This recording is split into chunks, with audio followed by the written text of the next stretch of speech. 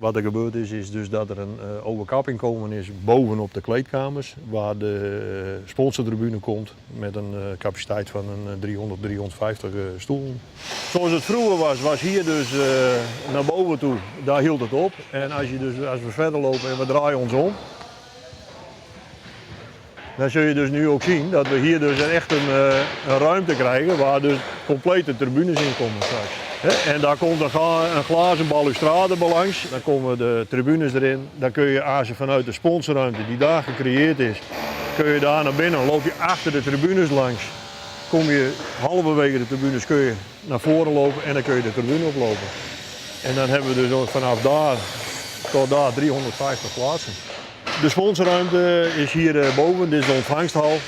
Daar komen de trappen op en dan gaan we de sponsorruimte in. Mensen kunnen de jas beneden kwijt. Ja. En dan gaan ze de sponsorruimte in. En dan vanuit de sponsorruimte kunnen ze een hapje en een drankje nuttigen. En vanuit hier weg kunnen ze zien wat er in de zaal gebeurt. Hier komen dus mooie glazen wanden in over de volle lengte. En dan kun je bij rekening houden. Nou, als de wedstrijden beginnen of wat evenement begint, dan gaan ze vanuit de sponsorruimte lopen we door. En dan gaan we naar de tribunes. Ja. En hier komen grote openslaande deuren in, waarvan, denk ik, waar we achter de tribunes langs lopen. En daar zijn 2 opgangen naar de tribunes toe.